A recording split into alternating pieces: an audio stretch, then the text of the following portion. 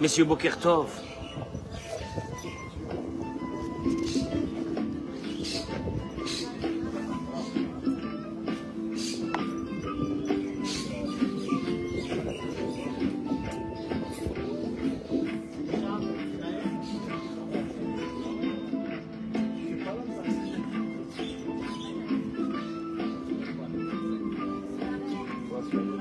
לא, ממש לא, ממש לא.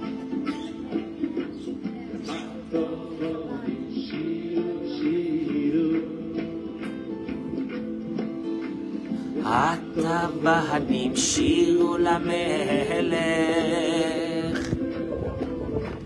הבנים שירו, שירו, שירו למלך.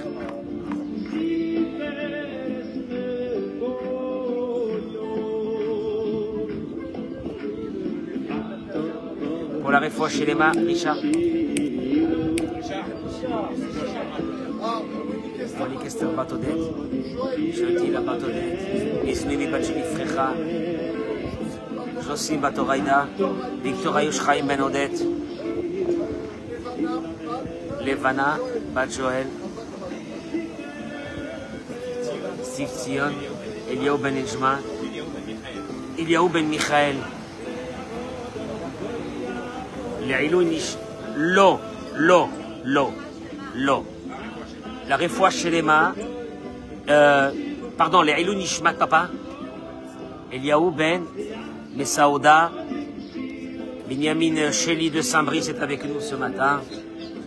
תודה רבה בורא עולם, לעילוי נשמת רבקה בת שרה, לעילוי נשמתה. תודה רבה מייק, ברכה והצלחה, אמן כן יהי רצון. Le but pour lequel on est là dans ce monde, je vais essayer de chercher mes mots ce matin parce que ce que je vais parler, ça va être d'une violence extrême. Une alarme, une alarme. Tu sais, quand tu allumes une alarme, tu n'allumes pas l'alarme. Non, quand on a nous les alarmes ici, c'est pas petite musique et après alarme. Non, c'est l'alarme. Je vais passer une alarme ce matin. Je demanderai aux parents d'écouter ce cours, mais religieusement. Mais pas seulement aux parents et aux couples. Parce que notre but à nous, c'est de servir Dieu dans ce monde. Dans ce passage furtif de notre présence dans ce monde, c'est de servir Dieu, d'accomplir notre mission, de laisser des enfants dans ce monde qui continueront à pérenniser cette mission. Quand la Gemara dit que Yaakov Avinu n'est pas mort, et la Gemara dit, comment tu dis qu'il n'est pas mort? On l'a embaumé et on l'a enterré. Et la Gemara répond, comme ses enfants sont vivants, alors lui il est vivant. Après, il y a deux façons de vivre. Une fois, j'ai dit un mot qui a choqué ma communauté. Où tu amènes dans ce monde des âmes qui vont illuminer le nom de Dieu, ou tu amènes des intestins. Ça avait choqué les gens quand j'ai dit des intestins. Tu vas amener des personnes qui vont manger, boire, dormir, profiter de la vie, et partir. Et digérer et partir. Des intestins. C'est pas moi qui le dis, ces mots. Hein. Ravi Rucham Alevi de Mir, il dit, tu choisis dans la vie, ou être une âme, ou être un intestin. C'est violent, hein? Mais c'est la réalité. Je vais vous donner, pour rentrer dans le sujet de ce matin, et je demanderai à mes amis de partager ce cours massivement. Le Rav Dessler ramène au sujet d'un passage de la paracha de cette semaine, qui est Ish Ish, parachat Nasso, un homme. Qui tiste ishto ou ma'ala bo ma'al. Si cette femme qui tisté, elle s'écarte. Ou ma'ala boma'al, et commet un détournement envers lui. On parle de la femme sota. La femme sota, c'est une femme qui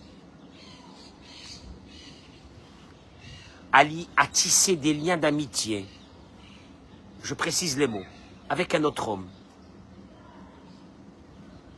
Ces femmes qui se prennent pour des adolescentes. Ces femmes qui cherchent, alors qu'elles sont mariées, qu'elles ont des enfants, elles cherchent encore l'amour. Non, pas l'amour, elles cherchent le désir. Elles cherchent mieux. Elles se sont habituées à leur mari. Et c'est pas ça, c'est que physiquement, elles sont encore pas mal et elles ont besoin de vivre, des papillons. Et les papillons. Moi, je dis que il n'y a pas des papillons ici, il y a des bourdons, il y a des guêpes, il y a des frelons, il y a des papillons, des frelons asiatiques. Il y a des frelons asiatiques. Mais pour elle, c'est des papillons. Mais je fais... Regardez, encore une fois. Il est hors de question de penser que moi, quand je parle de cette façon, c'est que je dénigre des personnes. Gérard, c'est faux. On est un peu tous dans ce monde-là. Vous allez le voir tout de suite. Et voilà que son mari va l'avertir. Et elle a continué à avoir des contacts avec un autre homme. Et voilà qu'un jour, elle veut réparer ça. Elle veut réparer, elle veut reconstruire sa vie de couple. Sauf que son mari, lui, il a dans sa tête une idée que peut-être elle est partie vraiment avec un autre homme et qu'elle a eu des relations avec lui. Et que là, c'est la fin. Et il va l'amener au Beth Amikdash, bien sûr, avec son consentement. Et elle va boire cette eau de la sota. Vous connaissez toute cette fameuse histoire. Sauf que nos sages sont venus et ils te donnent une indication. Mais cette indication, elle est majeure. Ish, un homme, qui tisté. Comment c'est marqué tisté? Tisté, ça veut dire qu'elle s'est écartée. En hébreu, s'écarter, ça s'appelle stia.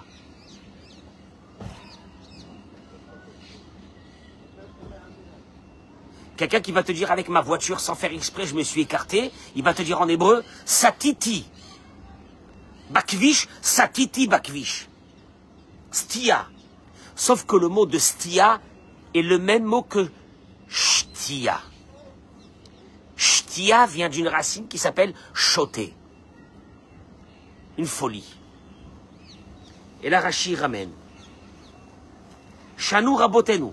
Nos sages nous ont appris. Enamena afim no afim.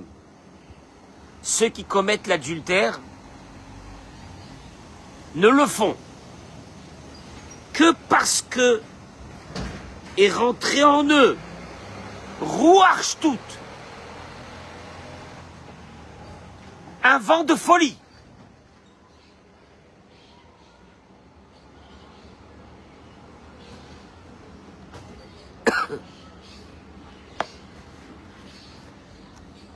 Faites très attention aux vents de folie. Faites très attention à ces vents de folie. Quand un beau matin, tu te réveilles à la quarantaine et tu dis, Baruch Hashem, j'ai quand même bien réussi ma vie, je suis assis. Maintenant, on ne vit qu'une fois. Tu connais les Tserara? On ne vit... T'es beau gosse. Elle est chiante là-bas dans ta maison, casse la tête. Vas-y, mais vas-y, vous êtes content là quand je parle de ça, hein, ça vous fait plaisir, hein? Allez, vas-y. Il y a que des beaux gosses ici. Il dit le rave. Des maîtres. Moi je plains ceux qui n'ont pas un rave. Moi je plains ceux qui n'ont pas un rave. Pour que ces paroles résonnent dans leurs oreilles au moment où ils veulent faire des bêtises. Le rave Dessler, il dit. Où il est Olivier? Il est parti.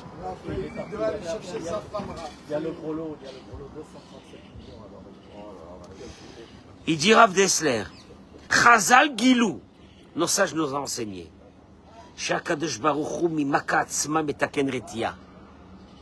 Ici, il y a quand même un espoir que du coup dans le coup même que tu vas recevoir, il y a là-bas le médicament. J'explique. Ça veut rien dire ces mots. J'explique. Aïnou, chez l'Amrot, chez Sakanato, il dit Rav Dessler, chez la Satan Yahatsuma. Le danger du Satan, il est... Mike, il est énorme. Il est énorme. Toi, t'as 40 ans, 50 ans. Lui, il a 6000 ans. T'inquiète pas. Et il en a connu des tordus. Et il en a connu des charouèdes. Et il en a vécu avec des escrocs et des... Il connaît tout. Et d'un seul coup, il arrive chez toi un beau matin, tu te lèves le matin, tu te regardes, tu te regardes dans le miroir, et tu dis, quand même, et tu te mets de la crème comme une meuf, et comme ça, on t'irride, bien.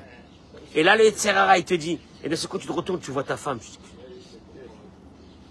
moi, un beau gosse, pareil avec elle. Mais maître, il te dit, le Yetzerara, il te met dans un grand danger.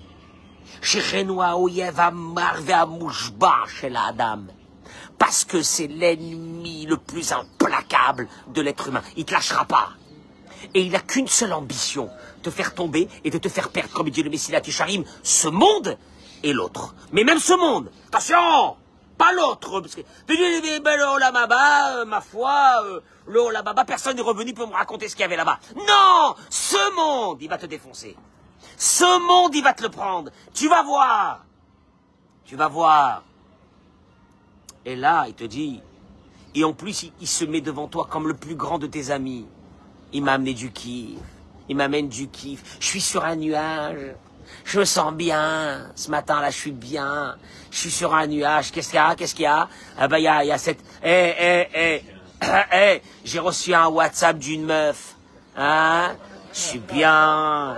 Je suis bien ce matin. Bon, le rabbin, il est en train de parler, le pauvre, lui, il sait rien, lui, de la vie. Mais moi, je sais. Et moi, je te dis une chose. La facture que tu vas payer de ta mère, tu sais pas ce que tu vas payer. Attends, juste attends. Attends, elle sera scandaleusement plus élevée que ce qu'il va te donner. Jamais il t'a donné plus qu'un tout petit peu pour te prendre tout. Mais tout. Attends. Mais il te dit, dans la catastrophe, il y a aussi le médicament. Il dit Rav Dessler, c'est quoi le médicament? Il dit le médicament, c'est comme quand... Eric, c'est comme quand tu entends un serpent à sonnette. Il paraît que ça fait un bruit. Et donc on l'entend. C'est les mots qu'il dit, hein. Nachashame Soukan, Tabaot Biznavo. Il a comme des bagues dans sa queue. Amashmirim Kol. Il fait entendre une voix quand il s'approche. Kachasa, Simane Azraka Mea Yetzer. Ainsi Dieu a fait aussi que ce Yetzer-là, qui est très dur et qui peut te prendre ta vie, il a fait qu'il y a des indications qu'il est en train d'arriver. La même chose que le serpent a sonné. Vea Simanu, et le signe, rouage tout. C'est ce vent de folie qui s'empare de toi un beau matin. Maintenant, toi, quand tu vois le vent de folie, ne te dis pas je suis sur un nuage. Dis-toi je suis sous les roues d'un camion. Ne te dis pas je suis sous un nuage. Je suis sur un nuage. Attention, tu es sur un nuage. C'est ta fin qui s'approche. Écoutez-moi bien ce que je vous dis. Il n'a jamais rien donné à personne. Ça fait 6000 ans. On a demandé à tout le monde, est-ce qu'il vous a donné le bonheur? Vous êtes parti avec lui, ce qu'il vous a donné. Attention, c'est du feu. On appelle ça comment? On appelle ça rouach tout. Kigam kacher magia yeser la siten ou la avera. On sait, il te dit, le Yetzer, il va arriver. Et il te dit, Tehene Arshav. Arrête d'écouter le Rav Cohen. Il nous a saoulés avec ses cours. Profite, mais profite. Il te dit, je t'en supplie, fais attention, ne l'écoute pas. Il est venu pour te tuer. Tu connais quelqu'un qui va venir pour te dire, tiens ce mojito, mais profite, prends ce mojito. Tu sais que dans le mojito, il y a de la cyanure. Simon, qu'est-ce que tu fais? Allez, lâche-toi, bois-le. Tu vis qu'une fois, mais il y a du cyanure dedans. Qu'est-ce que tu fais, Simon? Qu'est-ce que tu fais? Réponds-moi. Tu bois? Hein? Ah, il est plus whisky. Il te dit, oui, à raison, il dit Rav Dessler, c'est tout mouchletet, c'est une folie, si tu bois, t'es un malade. En Aetza, il termine et il dit, il n'y a qu'une seule, En Aetza, il n'y a qu'une seule façon de se sauver de lui. Alors je parle pour tout le monde, hein, les religieux, les pas religieux, les moins religieux, les femmes qui portent des perruques et celles qui ne portent pas des perruques. Khalat. On est tous dans le même bateau. Il n'y a qu'une seule façon. C'est de se construire autour de lui une communauté de personnes qui se conduisent avec une certaine éthique morale. Comme nous, quoi. Et il te dit, Ve'az, Sidre Arabim, Ishmeru. Et le mouvement des gens avec qui ils le protégeront, Vega Marcha, Sheloi Vazur, Chaverav. Bon, ça y rapporte ces mots, et c'est les mots du Maïmonide. Je crois dans l'Akdama de Maseret Avodazara. La honte que tous tes amis qui sont avec une éthique morale te voient, toi, te fracasser, cette honte, va te sauver. Que tu ne t'approcheras pas de faire des bêtises. C'est énorme. Ça veut dire qu'une communauté, un rave, comme je l'ai dit hier dans le cours que j'ai fait à Sceaux, je leur ai dit, moi, combien que je vous aime, si demain j'entends quelque chose, je vous massacre. Mais je vous massacre, comme vous ne pouvez même pas vous imaginer comment je vous massacre. Attention, vous ne me connaissez pas, hein. Vous me connaissez très gentil, Rav Cohen, il est sympa et tout. Je vous brûle, s'il le faut.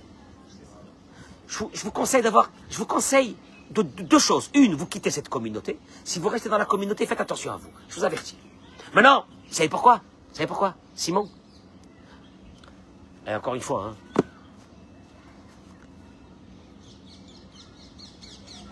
Je me bats du matin jusqu'au soir pour qu'on garde un équilibre mental. Aujourd'hui, les familles, les couples, les enfants. C'est un vrai combat. C'est ça la religion. Tu peux parler du Mashiach jusqu'à demain, de la paracha de la semaine. Mais qu'est-ce que je m'en fiche? On se bat tous les jours. On a peur tous les jours pour nos enfants. On a peur tous les jours pour notre famille. Et là, je voudrais vous dire, quand on parle de ce vent de folie, ce vent de folie ce vent de folie, il fait que quoi? Ce vent de folie fait que tu ne te rends même plus compte que tu n'es plus dans la réalité. C'est ça l'histoire du vent de folie. Le vent de folie, hein? Le vent des folies, c'est que à un moment donné, tu vas même plus venir à la synagogue parce que tu es dans un nuage. Il ne faut pas que j'écoute le Rav Cohen, ça va me mettre de l'angoisse. Donc, je me sépare. C'est ce qu'il dit Shlomo Amelech. L'État Hava Yevakesh Nifrad. Celui qui veut, Shlomo Amelech il dit, celui qui est rentré dans les vices, il se sépare des autres. Là, ce que tu ne le vois plus. Il n'est plus là. Pourquoi il n'est plus là? C'est bizarre. Parce que si... Non, il ne peut pas venir là, ça lui met de l'angoisse ici. Lui, il a besoin de rester dans son nuage. Et le Yetzirah, il lui dit, tant que tu es dans le nuage avec moi, mon chéri, je te porte. Après, je te massacre, je te tuerai. Mais je te porte pour l'instant. Profite du nuage. Après, tu seras mort. Mais je te profite. Donc, pendant qu'il profite, il ne peut pas venir ici à la synagogue. Il doit s'éloigner de la synagogue. L'État Ava, celui qui va dans les plaisirs, dans les vices, Yevakesh, il va demander, il va aspirer, Nifrad, à se séparer des autres. Là, c'est les mots de Shlomo Amelech. Pourquoi je vous dis ça? Je peux vous dire une chose, Béhémet. Ce que je vais parler ce matin, hein, ça m'étonnerait qu'un jour un rabbin pourra parler de ça. Et moi-même, j'ai des difficultés à parler de ça. Et j'ai eu contact avec une psychologue, avec un pédopsychiatre, pour parler de ce que je vais parler maintenant. Ils m'ont envoyé un peu des documents et ils m'ont instruit dans cette idée. J'ai des personnes qui viennent me dire, Rav, on ne peut plus aller à la plage. J'ai des garçons, je ne peux plus les prendre à la plage. C'est une horreur ce qui se passe là-bas. Moi j'ai la plage, elle a combien là? 100 mètres? Elle est à 100 mètres. Si je vais à la plage, j'irai à 7 h du matin, mais je ne peux pas aller dans la journée. Ou j'irai dans des moments où il n'y a personne. Et ils me disent, écoutez, c'est un phénomène qui se développe, une normalité de petites jeunes filles, âgées de 14 ans, avec des ongles jusque-là, des maquillages, et ils ne portent pas des maillots. Elle m'a dit un nom. Comment on appelle ça? Je n'ai même pas envie de dire ce nom, il est tamé. Des strings. Et ces mamans me disent, Il y a un vrai problème.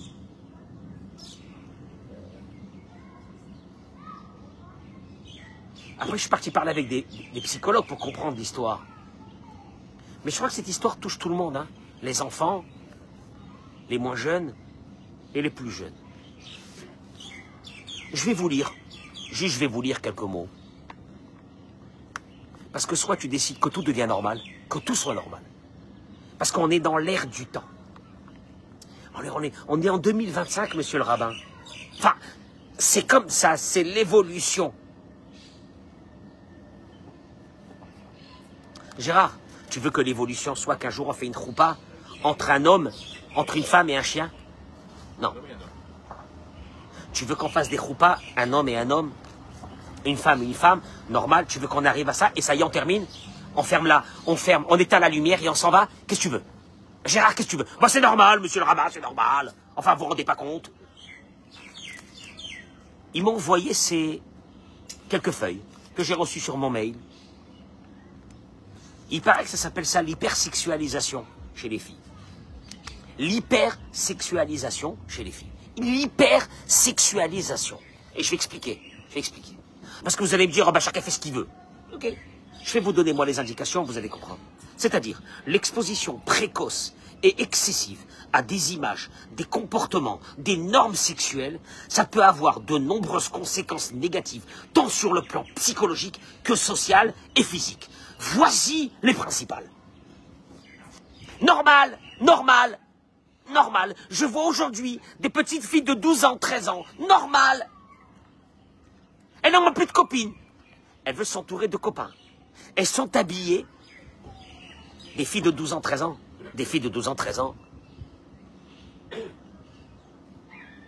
Maintenant, tu vas me dire, bon, ben, c'est pas grave, hein, c'est la vie, hein, c'est comme ça.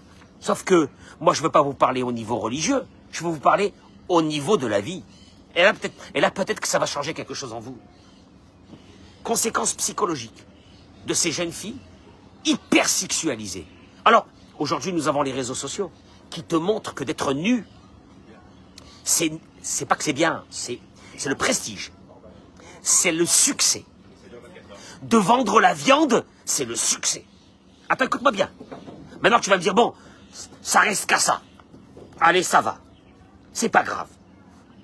D'être du matin jusqu'au soir, désiré par des hommes et des garçons pour leur corps, ils te diront c'est normal.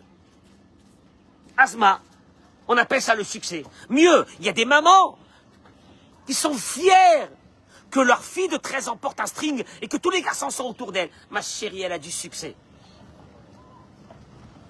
Alors, je vais te dire où ta fille elle va arriver. Parce qu'apparemment, toi-même, maman, t'es pas terminée dans ta tête. Et que tu aurais dû pas amener des enfants dans ce monde. C'est un massacre d'amener des enfants dans ce monde. Et je vais te dire où ça va y aller. Il m'a envoyé ça un des psychologues, il m'a dit, regarde, lis ça. Baisse de l'estime de soi. Les filles hypersexualisées peuvent développer une image corporelle négative, car elles intériorisent des standards de beauté irréalistes. Premièrement, c'est une maladie. Elles sont en train de voir leur corps comme l'existence de leur vie. Il n'y a que leur corps. Il n'y a rien d'autre. Et que donc, elles sont toujours à la recherche d'une perfection de leur corps. Écoutez bien ce que je vous dis. C'est très grave. Donc, une image corporelle négative. Vous allez me dire, ah bon, ça fait quoi ça? Ça fait quoi ça? Vous allez le voir tout de suite. Elles apprennent à se percevoir à travers le regard des autres, en particulier des hommes, ce qui réduit leur capacité à se valoriser autrement que par leur apparence. Il n'y a rien d'autre. Ce qui compte chez elles, c'est leur apparence. Hein? Non. Mais mieux que soi. Elles n'ont aucune valorisation d'elles-mêmes. C'est que leur corps et à travers les autres. Comment les autres? Est-ce que quand je suis rentré dans cette soirée, combien d'hommes sont venus me draguer? Ou de garçons? Écoute bien ce que je dis. Et là, il m'a dit, lis ça. L'anxiété et la dépression. L'hypersexualisation est liée à des niveaux plus élevés de stress, d'anxiété, de troubles alimentaires et de dépression. Pourquoi? Pression à la perfection physique. Le culte du corps sexualisé peut générer une obsession malsaine avec l'apparence, conduisant parfois à des troubles comme l'anorexie, la boulimie, et il m'a dit tu peux rajouter aussi les interventions chirurgicales de plus en plus violentes, de plus en plus grandes, de plus en plus horribles. Et là, il m'a fait découvrir quelque chose. Je lui ai dit, je t'en supplie, arrête, arrête, arrête. Il m'a dit qu'ils font des opérations pour les fesses. Enfin, les fesses, c'est moche. Hein? Dans les... Là, il m'a fait découvrir ça, moi je savais pas. Ma femme m'a dit, arrête de parler avec lui, il est fou. Je lui dis, non, je vais écouter quand même. Un psychologue. Les fesses. Les fesses. Les fesses. Les fesses. On a toujours caché les fesses. Non mais, viens, Eric, rentre avec moi dans le débat. Non, t'as pas envie. Eric, pourquoi faire les fesses? Montrer quoi? Des fesses. Pour faire quoi? Tu attires l'attention avec des fesses. Attends, j'ai pas compris. Quand on vend une vache au marché aux bestiaux, on tâte la croupe.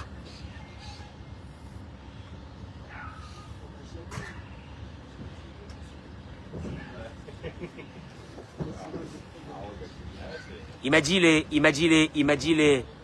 interventions, les lèvres de plus en plus jeunes, le botox de plus en plus jeune. C'est-à-dire, écoute-moi bien, le combat a commencé à 14-15 ans. Le combat du corps va commencer à 14-15 ans. Parce qu'il n'y a rien d'autre. T'existes pas, toi, en vérité, t'existes pas. Toi, t'es qu'un corps. Ou un corps attractif, ou t'es morte. Conséquences sociales. Écoutez bien ce que je vous dis, et partagez-moi ce cours. Sexualisation précoce des relations. Et c'est dur pour moi de parler de ça. Moi, je devrais parler de la paracha de la semaine. Je ne vais pas parler de trucs pareils. Mais si je parle pas, moi, qui c'est qui va parler? Qui va parler? Les filles peuvent croire que leur valeur dépend de leur attractivité sexuelle, ce qui influence négativement leurs relations interpersonnelles et amoureuses. Je peux te dire une chose? Toutes ces filles-là auront besoin sans arrêt d'avoir des messages d'attirance vis-à-vis des hommes. Parce qu'en vérité, c'est grâce à ça qu'elles ont existé depuis l'âge de 13 ans, 14 ans. Traduction des mots. Je peux t'assurer que ces filles-là, en étant mariées, elles seront jamais heureuses. Parce qu'à un moment donné, leur mari ne regardera pas sa femme sexuellement du matin jusqu'au soir. Mais comme elles n'ont pas appris qu'il existe d'autres relations, elles auront que ça. Donc, quand elles auront plus ça de leur mari, ou dépression, ou elles iront chercher ailleurs. Le regard des autres, c'est obligatoire. Je ne peux pas faire autrement. Parce qu'on m'a appris que ça.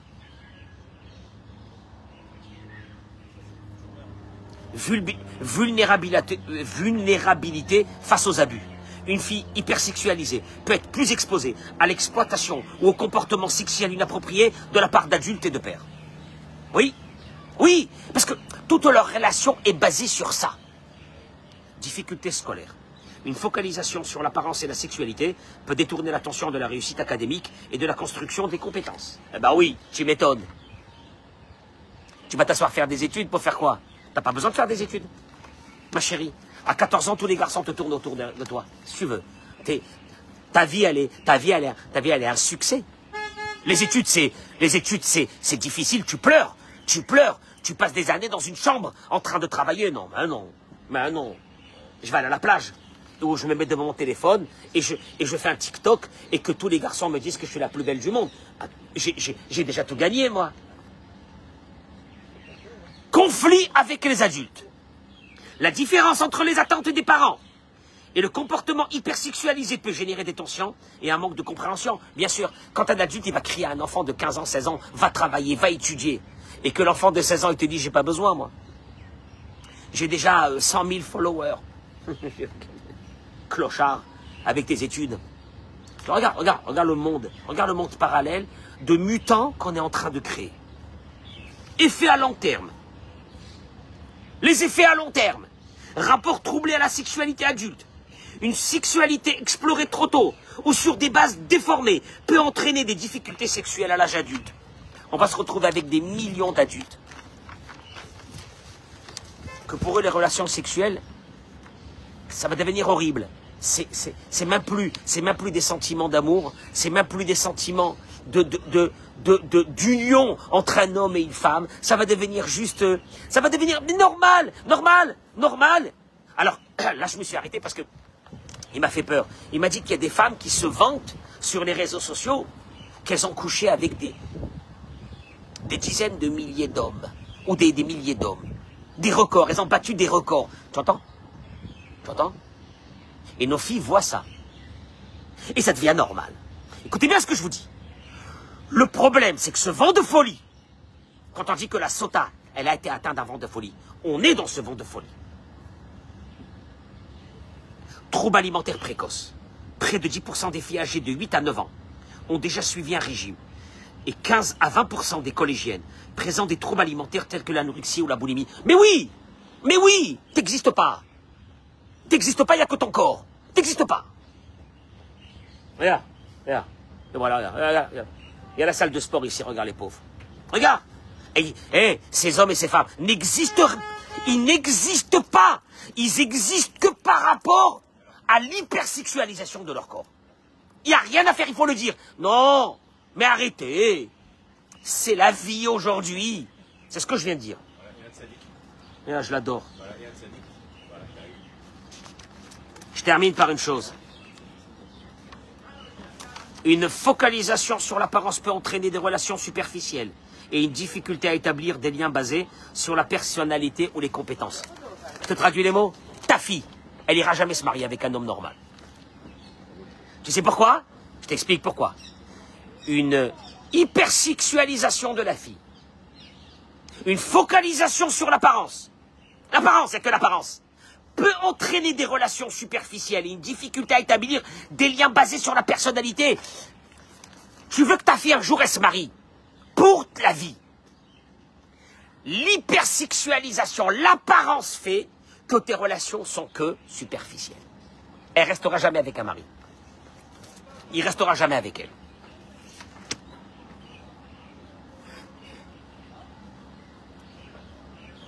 Gardez vos filles à la plage avec les strings.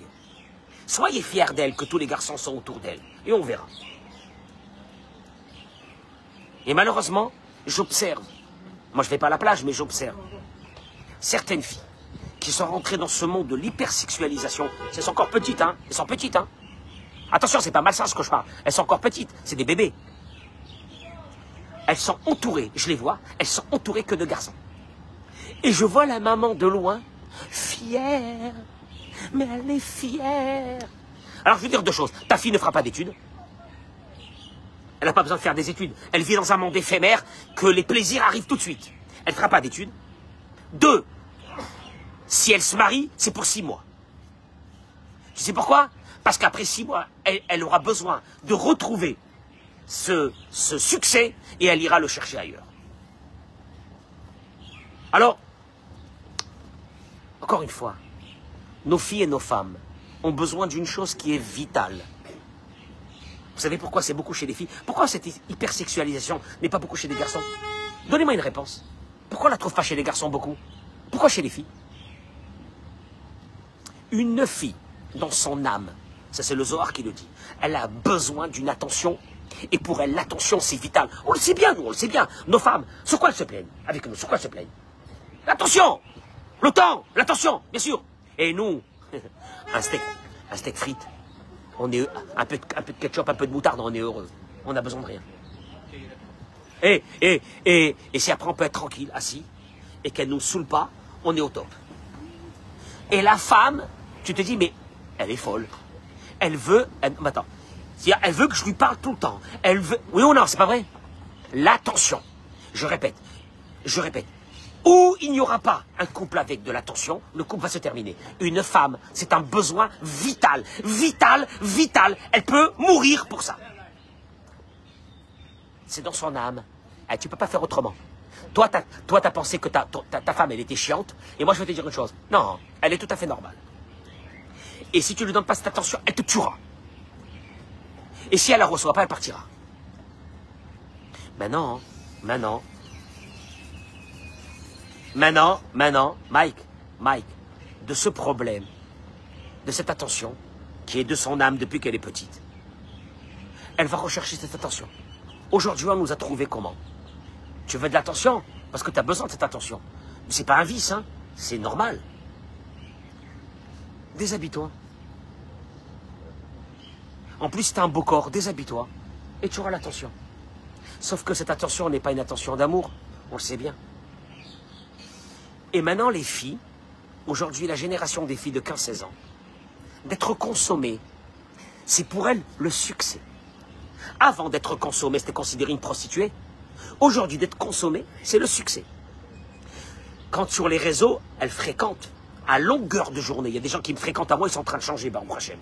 Mais à longueur de journée, elles fréquentent des prostituées. Des prostituées qui se prostituent sur l'écran. Voire plus, voire plus. Et nos filles voient ça.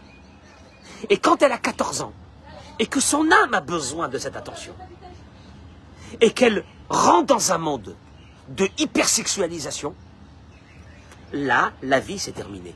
Alors je t'avertis, madame, toi, maman, ta fille se mariera pas. Et si elle se mariera, elle divorcera 50 fois, parce qu'elle aura besoin toujours de ressentir cette attention à travers une chose. Comme elle n'aura pas développé, Eric, l'intérieur, qui fait que je vais avoir des rapports avec toi, mais des rapports de ton âme. Des rapports avec toi, des rapports profonds. Moi, j'ai jamais su ça. Moi, on m'a appris que quoi? Le corps. Elle ira chercher encore un autre. Alors, je peux vous dire une chose.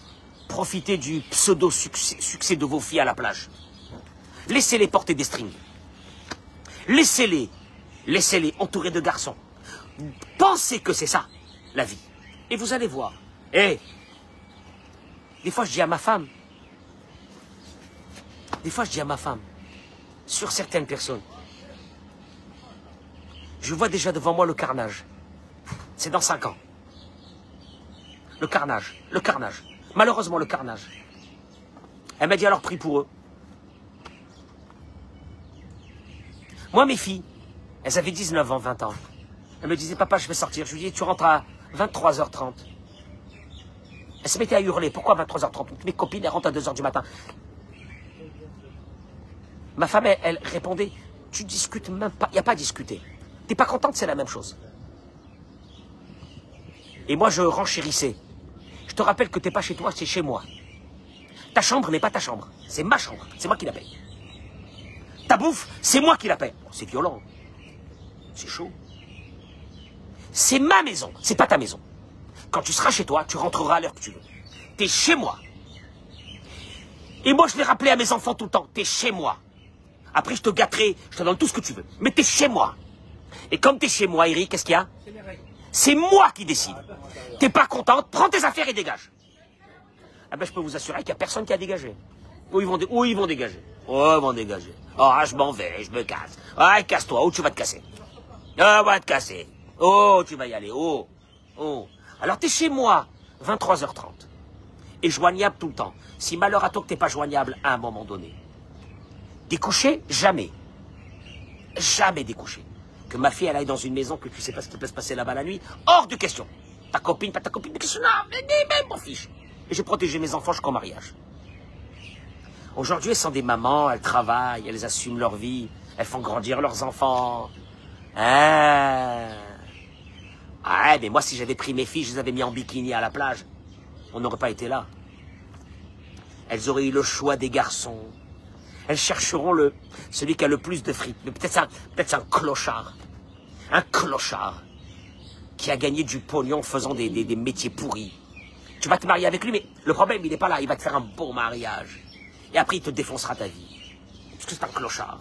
Parce que seuls les vrais hommes, ceux qui travaillent, ceux qui se tuent, ceux qui ont travaillé, ceux qui ont fréquenté un endroit de Torah, ceux qui ont eu des valeurs humaines, ils rendront une femme heureuse. Ça suffit pour aujourd'hui?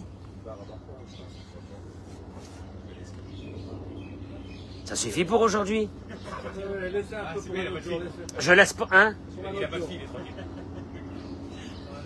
Écoute-moi bien, Et que personne ne pense que je juge les autres mal. C'est mes filles. C'est comme mes filles. C'est comme mes filles. Ma parole, c'est comme mes filles. C'est comme mes filles. Si, écoute-moi bien, pire que ça. Si je m'en foutais Je le dirai même pas, je passe à autre chose, il y a des sujets plus élogieux à parler, un Mashiach, je sais pas quoi. Hein. Mais quand on m'a appelé, on m'a dit, on peut plus prendre nos garçons à la plage. Elles sont nues, les filles.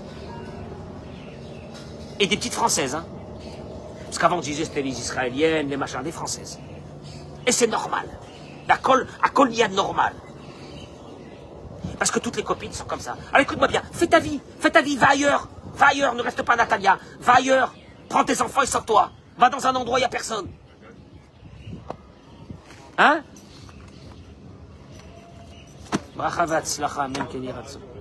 Que Dieu nous protège, amen.